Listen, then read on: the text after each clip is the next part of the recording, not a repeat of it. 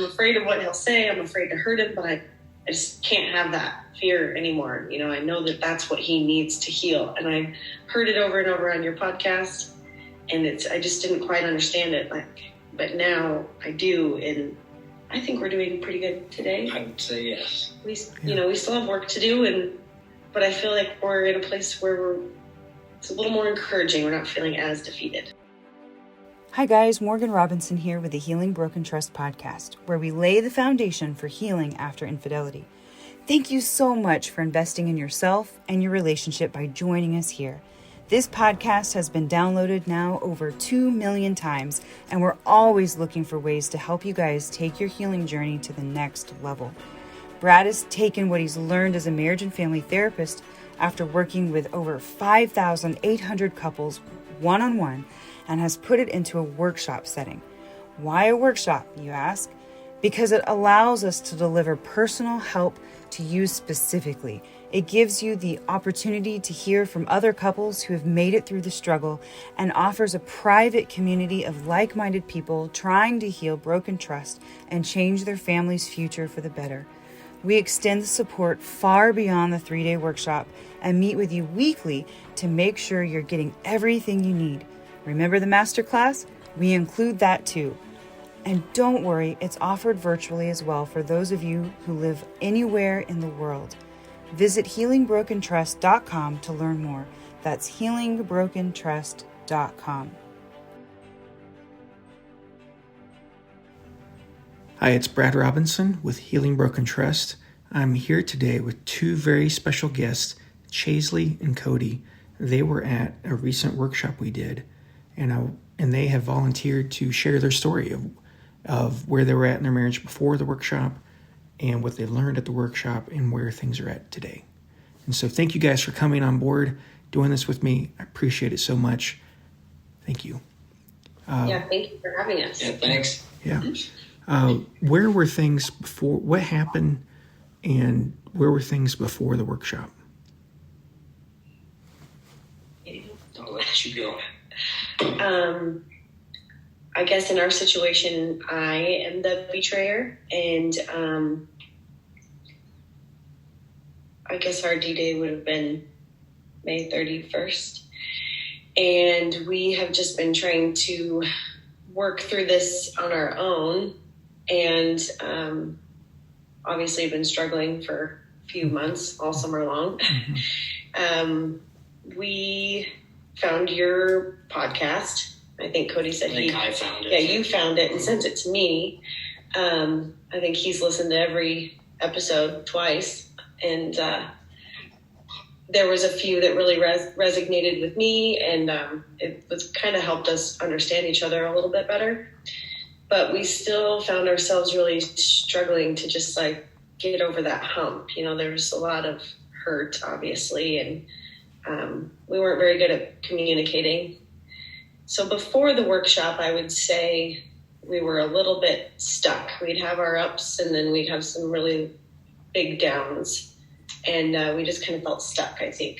And I don't think Cody really felt like his needs were being met. And I thought I was trying to be a healer, but I didn't truly understand what that meant. And so going to the workshop, I think we learned a lot about, tools to use and the way I can actually be a healer, and just even having a moment to talk about things where we're not yelling and screaming and using your tools that you give us. And I feel like that helped us a lot. I think the workshop was a good place for that, because it's you got to kind of mind your P's and Q's, because there's other couples around and there's a lot of tension in the room anyways at the beginning. Yeah. So it's just it's time under tension, right? You're in this room for days going over the same stuff. Some of those old feelings are coming up and they're starting to hurt a little bit, but then you're kind of checking through the boxes about how to navigate some of that stuff. So, that definitely helps for sure. So that's good. Yeah, that's good. Did it help with the negative cycle? Just kind of understanding certain things? I think we both really recognized, learning about the negative cycle. We had heard it on your podcast and I had an idea, but once we sat down and actually filled out those questions, I truly understood what would set me off, what would push me into my negative cycle and what I was doing to push him into his. And so I think a big thing we learned from that too is if we're feeling anything, just speak up and talk about it right away. We've already done that a couple times and just takes that pressure off. And I think a lot of this stuff is like your partner thinks one thing, you're thinking another thing, and they just always, don't mesh up. So I think going through the workshop and then just kind of saying, noticing some of those things makes communication a lot easier. Yeah. So yeah, that's good. That's good. Sorry. I was just going to say, I think that for us, it almost got a little bit worse before it got better. Because we didn't listen to you, Brad. You said not to talk about it after that day and go to dinner. When you go to dinner at night, don't talk about what we talked about all day. The first night we didn't listen, and it was a bad night. Yeah, most people don't. That's why I said that. But we came back and talked to you, and you really helped us kind of work through that. And the next day, I think a lot of the exercises we did, we were able to kind of put our guard down and understand that negative cycle and how we could get out of that and just, talking about things calmly. Yeah, so you future couples go into this thing. Listen to Brad. Don't talk about your business after hours. It's already a long day anyways, that you need to just enjoy each other at night. Yes. That's good advice. The second night we did. Yeah. We had a really good night the second night. We went to dinner and had a lot of fun and just enjoyed each other's company. Yeah, you guys told me about a good restaurant I'm going to have to check out. The Rustic Chop House. Yes. Broken Arrow. Yeah, delicious. I'll have to go to that. Yeah. What about the why exercise? Was that helpful, kind of walking through the why? I think so. I feel like for me, I could check almost every box on that why. I could relate to a lot of those things. And I feel like I'd tried to relate some of those things to Cody before, but it was hard to explain, and I didn't want it to come across as like an excuse for what I had done. So I think it helped us kind of understand each other a little bit better, not justifying what I've done, but like, you can kind of see how these things lead to destruction if you don't take care of them and talk about them. And I felt like that helped us. Do you feel that way? I did. Being the partner that gets betrayed, the why is always the toughest one, right? And sometimes you're in a state where all the information you're taking in, you're just not understanding anyway. Yeah. So, it's good to sit down and lay all that out, and then, just kind of take some recognition about, kind of how they got to that position. And, I'm better with it now, but I can't really explain it that much. I love the exercise of going through the why, and it definitely made me feel better afterwards. But it doesn't go away either. Sure. So it's a big wound. Yeah, these things don't often. Yeah, it's a big wound. Yeah, but that's good though. I think when you touched on a big thing for us was the trauma too. I think the trauma therapy is something that we're excited to try. I think that's where we get hung up a lot. And even with the why, for me, there's a lot of, childhood trauma. And, you don't realize how much that is affecting you even into your marriage. Yeah. And so the why on top of the trauma was a big eye opener for us. I think it kind of even softened our hearts towards each other a little bit, and hopefully doing this trauma therapy, we could get over. We feel like we're on this upward hill and we're almost, we just can't quite get there. And we feel like, like you've said, the trauma piece seems to be a huge thing. Yeah. We feel like our relationship side is pretty good and we want to continue to work on that, but kind of taking care of that other piece is important. Yeah, that's good. That's big. With the attachment injuries that we addressed, being able to write the letters and share those and, read them to each other. What was that like for both of you guys? I felt like it was pretty powerful. I mean, I was very emotional. I could hardly read mine, but I felt like we could kind of feel each other on a different level. Like it was very genuine, and being able to recognize those attachment injuries that I have had and maybe held against him most of our relationship, and being able to talk about them and, not hold those over each other anymore. I think that's super important. I think a lot of my resentment came from attachment injuries that really I never talked about because I'm not good at initiating those conversations. Mm-hmm. And we learned a lot there too. I thought I was talking to him about things that were hurting me, but I wasn't good at it. And then we both avoid. And so we really learned a lot about how we handle conflict. And I thought I would initiate and talk, but I was more of an avoider, and then I just hold on to that. Yeah, so it just goes back to, you think you're doing the right thing for your partner, but turns out you're not, Yeah. Like that, just realizing that part alone was, big. And then you kind of lay some things out there too when you start writing stuff. I think writing things down is more powerful too, because it's like, you don't necessarily know. A lot of people, if anyone like me, sometimes I have trouble getting my words out, or my thoughts. And sometimes writing them down, and just within that exercise too, of putting that stuff on paper, you address certain things, and just a small aspect of it, and you get to write that down, and then she gets to see it. What are the main things that hurt you throughout the process the most? And you can write those down, and it might be an eye opener for your partner. So. Yeah. It was for. I mean, obviously, I know he's hurt, and this is a big wound, and the betrayal is huge. But just hearing the specific parts that really hurt him, helped me to realize, how I can be a better healer, even in those little parts, and how we can get through those a little better. I think. Yeah, that's good. Cody, for you, hearing Chaisley's apology, her real remorse, what was that like for you? She's been pretty remorseful through the whole thing, but I think just the exercise of us doing it back to back, me doing mine doing hers. I think when she sees mine, and then she can kind of do hers off of that, I think that was powerful, because she can really address the things that are actually bothering me in that letter, which, they feel that way already, but maybe they're not necessarily saying it the way they, just provides her with a little more information about what's going on with me. So I thought that was pretty powerful. Yeah, that's good. The bonding events that we did, kind of the I Choose You bonding events, what was that like for you guys? Well, I tell you, that's been one of the things that I struggle with the most is would you choose me? There was a lineup of 100 dudes. Would I be the one that you pick?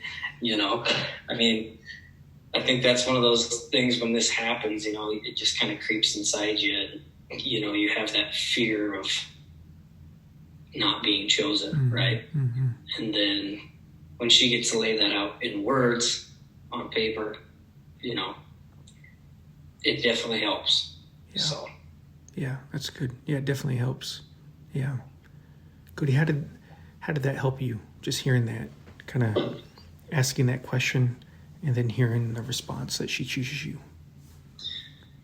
I would say that, just like I said, going into it before, didn't really feel that assured about it. She hadn't really been able to put that in words before. So it definitely helped a lot for me, which I think moving forward into where we are today, we just did this, last week or something like that. I feel a lot better. I feel more confident in myself, about that. That was one of those things that I really struggled with, kind of being a little bit depressed and not being myself,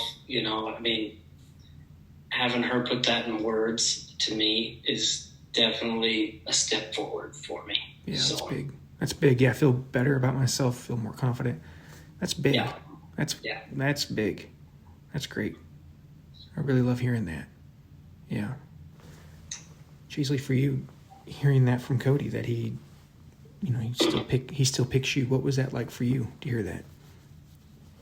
I mean, it makes me feel good because I feel like I have definitely struggled with being a healer for him. I think there was a part of me that maybe still held on to some of those attachment injuries, and I wasn't realizing that either. And I wasn't being the best healer that I could be because I still had my own hurts. But now I feel like, I want to make sure he's okay. And we've talked about wanting to talk about it every day and just making sure that we're taking care of each other on that level. And, I worry myself that he wouldn't want to choose me either after I've done this to him, which is understandable. So I do feel like I left there feeling closer. Like we were kind of going like this a little bit. Again, it seemed like going apart, and I felt closer than when we left, and it felt good to hear that, I do think that we can get through this. As long as we continue to do the things that we each need for each other, and I need to be a healer. That's the biggest thing that I need to do, I think. And like an example of that would be so before that, she thought she was like being a healer for me by kind of being there for me. Like, babe, I did your laundry today. I did this for you. I took care, taking care of all the things around life. Right. But in real sense, I just needed to talk about it. Just needed to address a question I had that day or anything like that, Sometimes you get, she felt like she was doing those things for me, but really all I needed was just, some comfort in talking about it. And then another thing about what we learned there, is like setting a time, talking about it for only just a little bit, but making it periodic. Don't let a week go by to where you don't say anything. And then now if something's on my head or in my head, just say it, don't hold those things back, because all that causes is resentment if you let a week go by. And then by the next time you talk about it, it's usually a knockdown drag out, so it's better to, when you have that feeling or something on your heart, just to say it now, so. Yeah, that's good. And talk it out. Yeah. And I think being open to it and coming at each other calmly, providing a safe space for each other.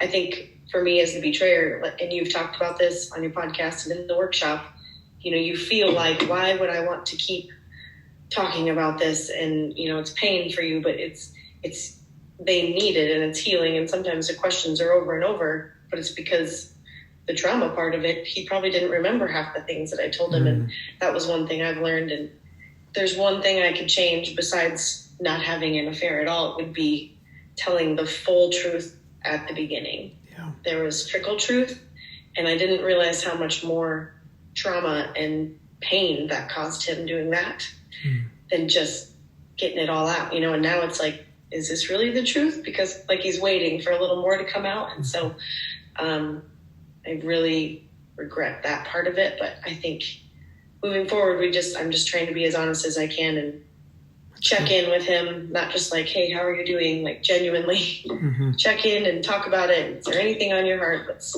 talk about it right now. And I think if we can continue to do that, we can keep getting better. Yeah. It sounds like you guys have, this experience at the workshop has helped you kind of not slide into the negative cycle like we had been. And, yeah, I think so, for sure. Yeah. And we've kind of started getting more into the positive cycle. And something we talked about at the workshop is, negative cycles have triggers, but so do positive cycles. And, understanding each other's positive cycle triggers. Because you can only be really in one cycle or the other. You can really only be in a negative cycle or a positive cycle. And, we can have, if we're in a negative cycle, it's, we may have breaks from it where we can kind of get out of it. But when we're in a positive cycle, of course, we can still have negative things happen between us. But by and large, where we're living is either the negative or the positive cycle, by and large. We live in one or the other.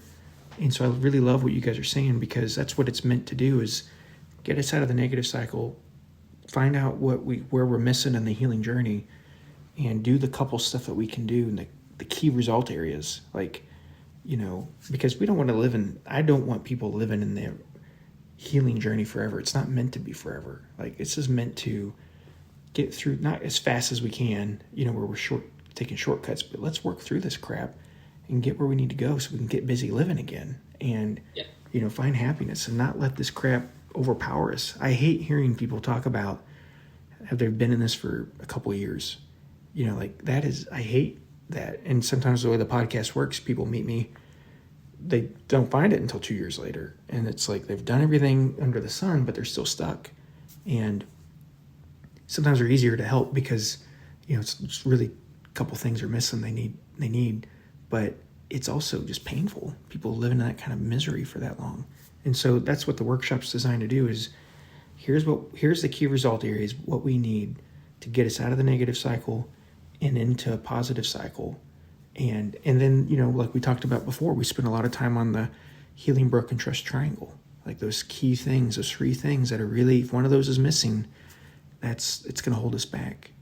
And so let me ask you. I think that's how we were feeling before we came, just a little defeated, honestly. Mm-hmm. Like and maybe like not last resort, like we weren't wanting to be apart, but just like, what else can we do? And I truly am glad that we went because it helped us really get over that little hump, I think, and hopefully can continue to keep getting there with, therapy with you and stuff. Yeah. I mean, it's all a learning cycle. Like you say, triggers in a positive cycle. Mm-hmm. Like one thing that I took away from the weekend too, that I've been trying to implement is, you have triggers even in a positive cycle. Mm-hmm. And like when you have those, like, it's usually an emotion, right? Like when something comes up and something triggers you, you get that gut wrenching feeling. Mm-hmm. Now, when I get that, now it's like, all right, say it. Get it out there. Mm-hmm. That's the best way to stay in that positive cycle is just to get that stuff out. So it's like, that's one thing I've been trying to teach myself, to change myself going forward and on how I communicate. It's like, all right, that hurt, say it, so. And I try on my side when I can see when he's hurting rather than, avoiding and holding in. I try to come up. Are you okay? Do you need to talk about it? What's bothering you? Let's just talk about it. So, and we're just really trying to be better about those things for sure. Yeah, that's great.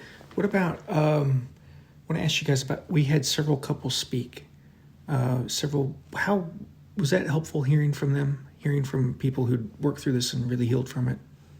Yeah, I think just being, at first, obviously it sucks to be in a room with everyone that's gone through this and, they feel that pain, but at the same time, I think we were feeling pretty alone. Like, do people actually get through this? Are there other people that go through it? So I think it was good to hear from them.